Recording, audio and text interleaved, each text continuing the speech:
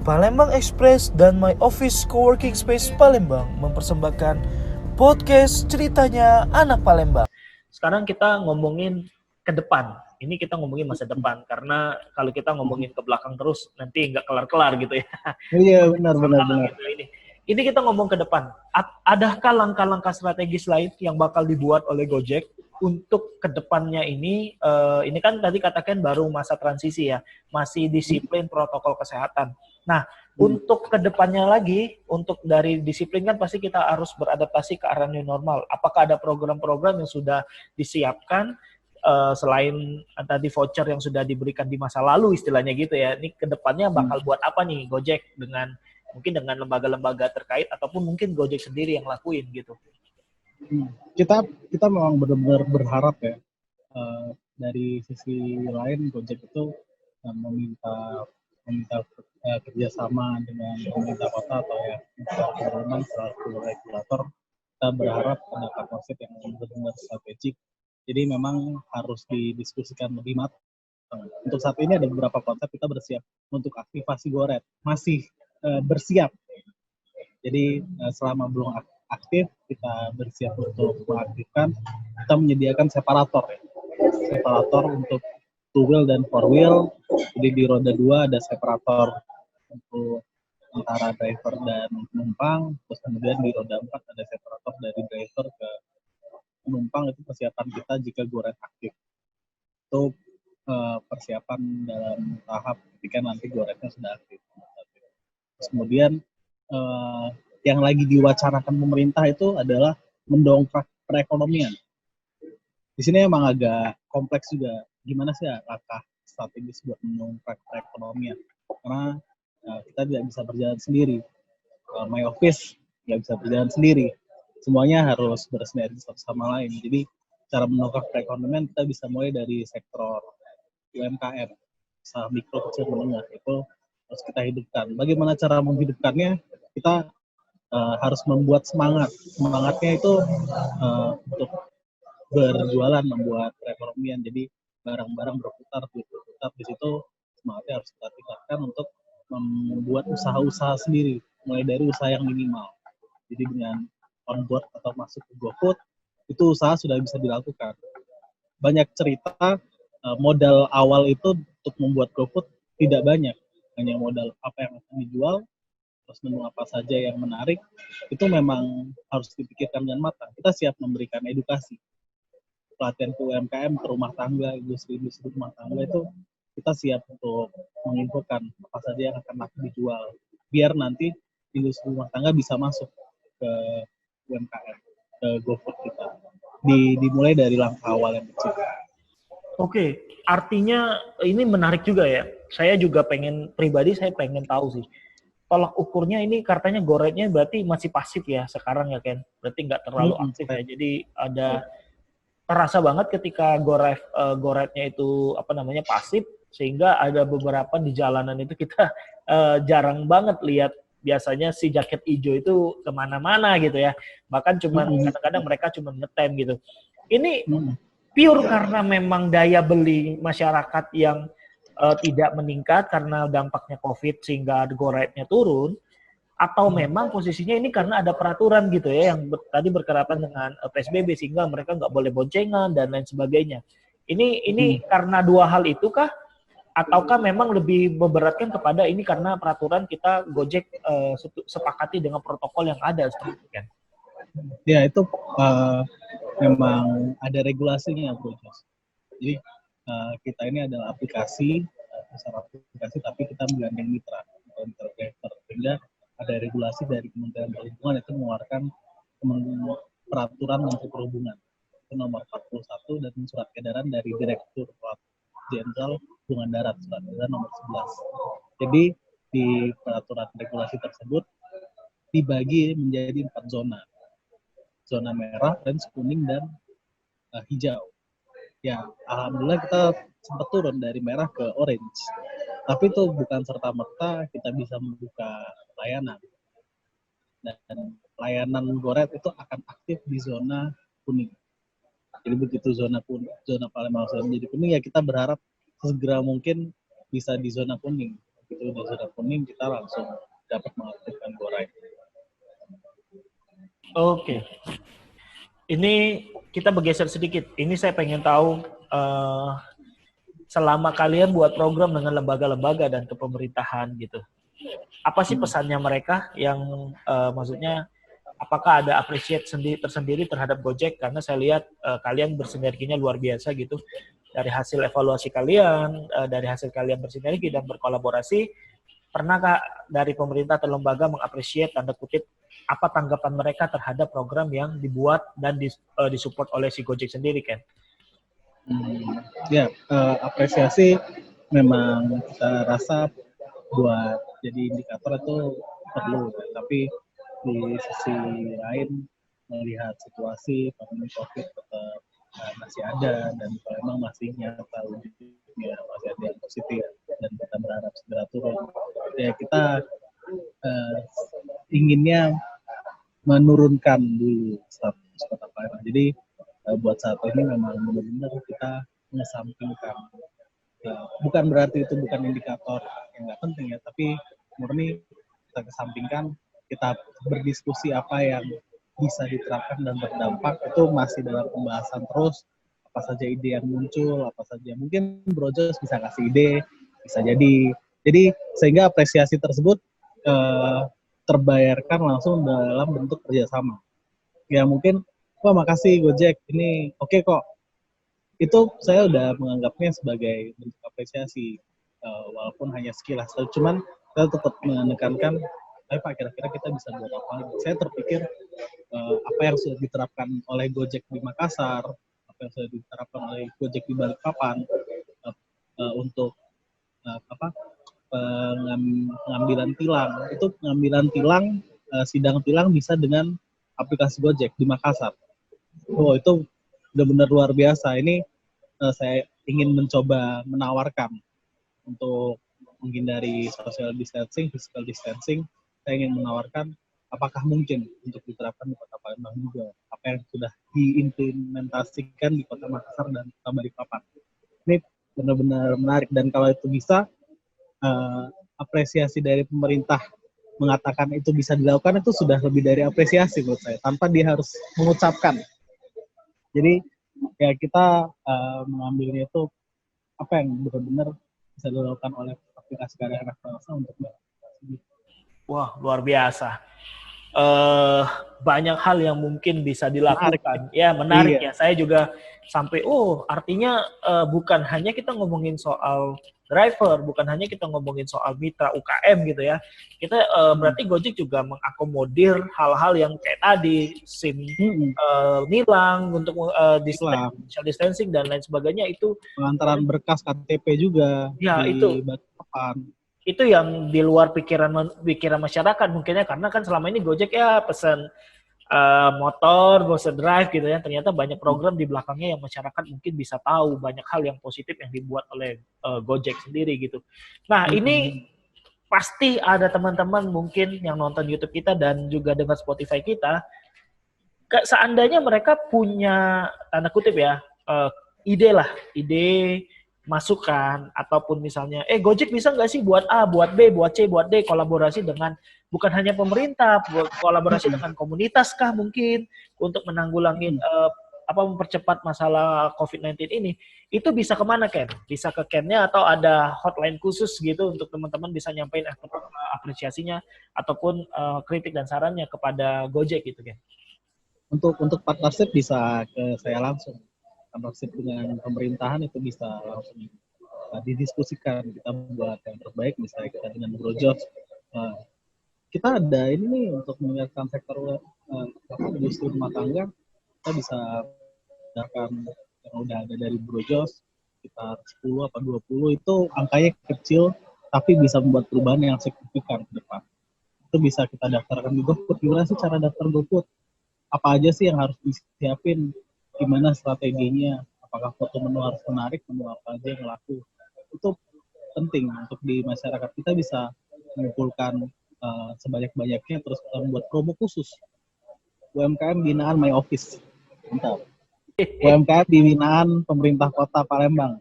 Mantap. Itu banyak. Kalau untuk partnership dengan government langsung ke saya, partnership bisnis to bisnis.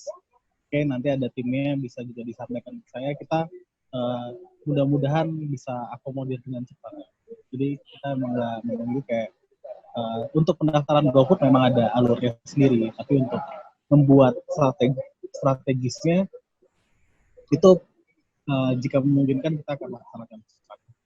Oke, artinya saya lihat ada pendampingan juga program yang kalian berikan gitu ya kepada mitra-mitra Gojek gitu. Jadi teman-teman yang nonton, ini Gojek juga punya program partnership ya. Jadi kalau misalnya kalian pengen, misalnya ini gua jualan rumahan, gua pengen masukin GoFood, gimana sih caranya? Ini nanti bisa kontak si Ken atau nanti kalian komen di YouTube-nya kita atau kalian bisa komen langsung ke My Office. Nanti kita coba akomodir, kita hubungkan teman-teman kebutuhan teman-teman kepada Gojek. Mumpung si Ken-nya masih di sini. Karena kalau enggak ya bingung juga nanti kita kontaknya seperti apa. Bisa. Kita terbuka kok, Bro Jos. Oke. Ken, ini terakhir, pertanyaan terakhir dan buat masyarakat umum juga. Pesan Ken untuk seluruh masyarakat yang nonton, khususnya ya, ini ada khususnya. Kalau pesan umum nanti ini pesan khusus dulu untuk anak-anak milenial nih, karena rata-rata segmen kita anak-anak milenial dan Gen Z gitu ya. Ini pesannya apa Ken buat mereka Gen? Sebelum nanti ditutup dengan pesan umum. Iya, seumuran ya Pak ya. Iya, ya angkatan kita lah walaupun belum tua. Iya, angkatan kita ya. Iya, betul. Kalau di angkatan milenial satu kalimat itu sebenarnya jangan ragu untuk speak up your mind ya. Wah, itu benar-benar sangat membantu ya. Apa yang kalian pikirkan, apa yang menurut kalian nggak mungkin, itu sebenarnya. Jadi kalau misalnya kalian berpikir mungkin nggak sih kita ada yang seperti ini, kalau kalian hanya menanamkan di pikiran, ya pastilah nggak mungkin. Iya, kayak mungkin nggak sih kita kerjasama begini ya, saya nggak tahu. Contohnya mungkin nggak sih Gojek begitu aktif GoRide-nya kita bisa kerjasama untuk membantu perekonomian, terus kemudian ekonominya kita buat secara masif, kita promosikan secara nasional, dengan itu adalah binaan. Jadi ada food atau non food itu dibuat misalnya ya, contoh food atau non food, yang non food dipromosin secara luas. Itu kalau kalian tetap disimpan di pikiran, ini nggak mungkin lah Pak. Nggak mungkin dilakukan. Cuman seandainya ide tersebut kalian tuangkan, kalian diskusi, kalian bicarakan dengan seseorang, ide itu lengket. Kenapa pemikiran-pemikiran itu nggak mati? Ya karena ditulis. Kalau misalnya pemikirannya nggak ditulis, ya nggak ada yang tahu Pak. Karena emang pandemi sekarang ini membuat kita interaksinya menjadi kurang, less interaction, kayak satu dengan yang lain. Itu sosialnya turun, social distancing, physical distancing, distance itu membuat kita menurun. Ada kebangkitan ego-ego di milenial, udahlah ada beda sendiri, ketemu orang menjadi apatis. Tapi itu bukan Indonesia. Indonesia tuh kerjasamanya tetap harus dituangkan. Ya walaupun ada pembatas dan ada virus, ya sekali lagi Indonesia bisa kerjasama dan itu cukup maju kalau misalnya kita menuangkan apa ide kita. Ide itu jangan disimpan. Wih, cakep nih. Ini teman-teman milenial. Ide itu jangan disimpan cuman di pikiran kita. Iya, nanti kalau dipikir terus nggak busuk ya lama-lama gitu kan, harus dikeluarin. Nggak ada yang tahu. Kayak misalnya Bro Jos, kalau misalnya Bro Jos nggak menuangkan idenya atau membicarakan, mempromosikan, itu salah satu kita menuangkan pesan. Nah, itu akhirnya lengket. Semangatnya ada. Itu tersampaikan, walaupun belum full. Cuman andai kata Bro Jos ada ide yang bagus, udah, bagus nih, oke. Nggak dikasih tahu ke siapapun. Wah, who knows gitu Pak. Iya, istilahnya dipikirin sendiri, dimakan sendiri, idenya sendiri, nggak dikeluarin, ya lama-lama nggak ada eksekusinya juga. Memang penting juga sih, tadi saat kata Ken juga, lingkungan itu juga memberikan salah satu dampak juga buat kita ya. Jadi teman-teman kalau punya ide, punya gagasan, apalagi anak-anak milenial nih yang masih semangatnya luar biasa nih. kalau melihat sesuatu tuh, wah kayaknya tuh pengen kejar terus gitu. Menggebu-gebu ya, adrenalinnya ya. Iya, adrenalinnya tuh kayak naik pesawat, terjun dari pesawat tuh masih berani nih anak-anak milenial. Artinya semangatnya juga harus seperti itu ya, biar kita juga punya something inovasi seperti teman-teman Gojek tadi, beberapa program yang teman-teman dengar di awal, banyak sekali hal yang dibuat oleh Gojek. Nah, tadi itu soal milenial, sekarang umum Ken, ini soal untuk masyarakat seluruhnya, baik dari mitra, baik dari UKM, baik dari masyarakat umum, yang baik pelanggan Gojek, pelanggan apapun lah yang mungkin dengar ini, apa pesan lo buat mereka semua, khusus masyarakat umum, Ken? Kalau secara general pesan buat kita semua ya, yang emang benar-benar bisa bangkitin semangat diri ya, selain jaga kesehatan, tapi yang paling utama itu jangan menyerah. Walaupun kita pertanyaan paling utama yang emang benar-benar ditanyain, kapan, sampai kapan, itu selalu diulang-ulang. Nah, cuman kita nggak bosan, jangan nyerah, kita tetap harus cari akal, cari ide. Yang bikin kita beda itu adalah pemikiran. Kita bisa membakar pemikiran kita dengan jangan menyerah. Ya, sebenarnya buat penerapan real jangan menyerahnya apa? Ya, kita tetap terus berpikir, cogito ergo sum, aku berpikir maka aku ada. Yang membedakan kita dengan yang lain itu pemikiran.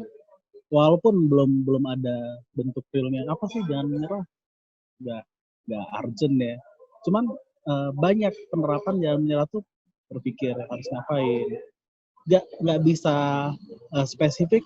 Oke, baca buku, baca artikel, terus baca buku emang jendela dunia, itu sangat penting.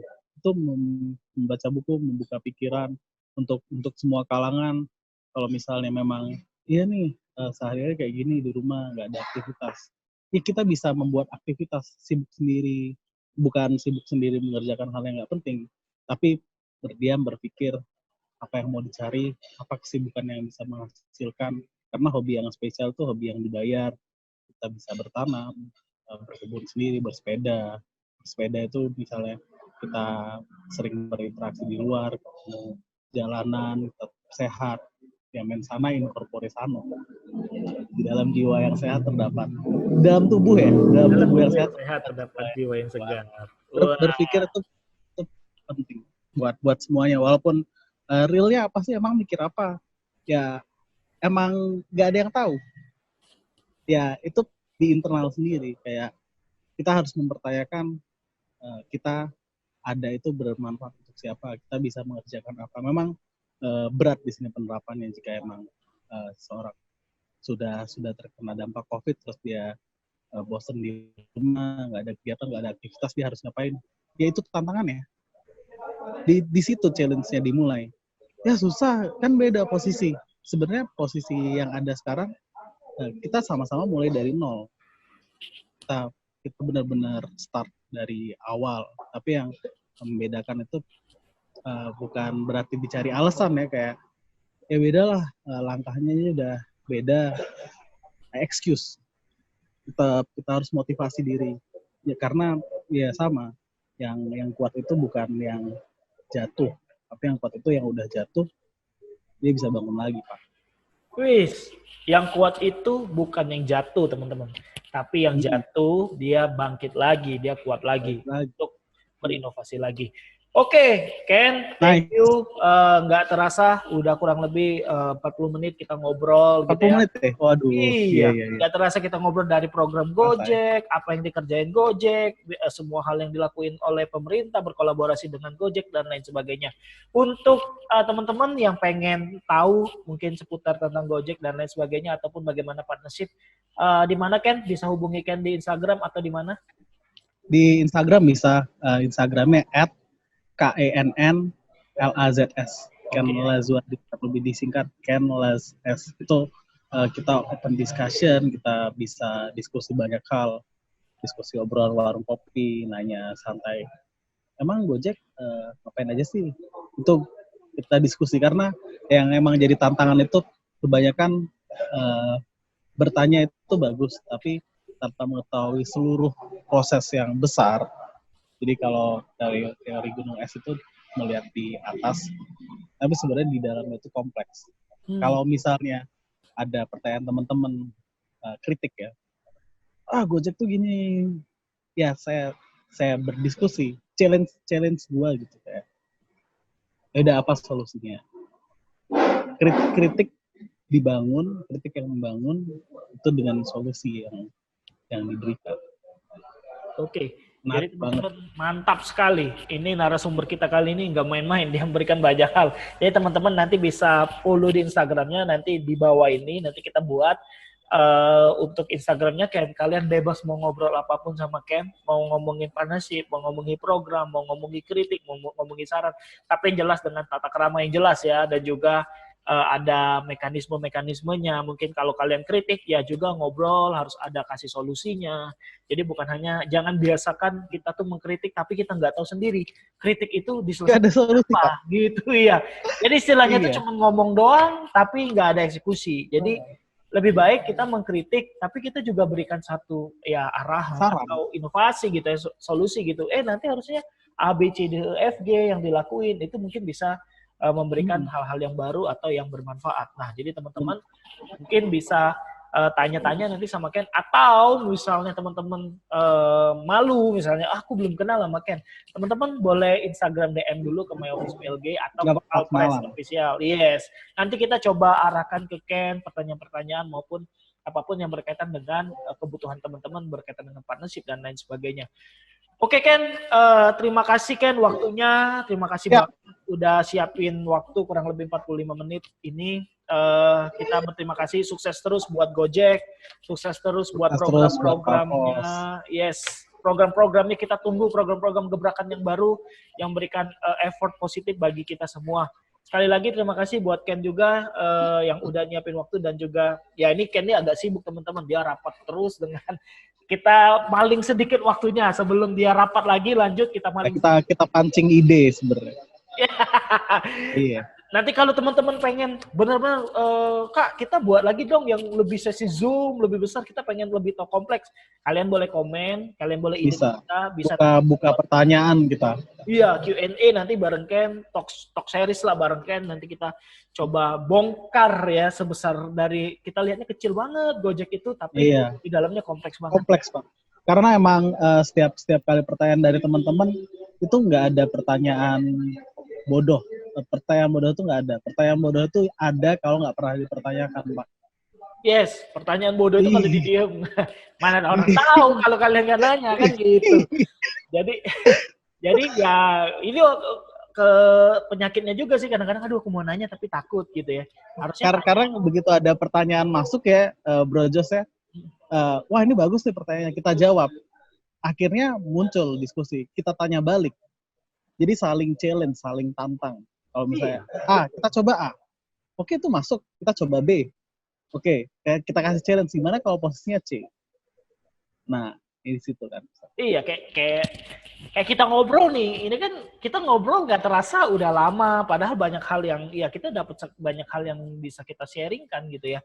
Jadi ya it's mine buat seluruh teman-teman yang dengar, silakan kalau mau nanya apapun jangan takut. Dan juga satu lagi tadi kata Ken, ini kalimat yang mungkin bakal jadi topik kita.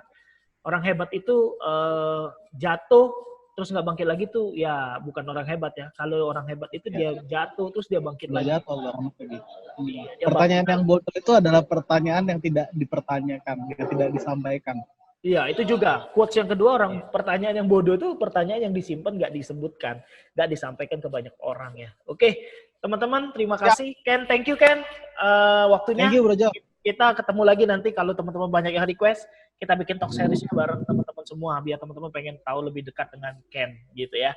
Oke, thank you. Sampai jumpa teman-teman. Terima kasih. Jangan lupa di-subscribe channel kita, channel YouTube kita di Alpres Official, atau jangan lupa kalian dengar di Spotify kita Ceritanya Anak Palembang. Ini udah episode-nya udah ke-20-an ya, ke-20-an atas, teman-teman silakan subscribe. Jangan lupa like dan jangan lupa di-share. Oke, thank you Ken, dan sampai jumpa di podcast berikutnya. Bye-bye.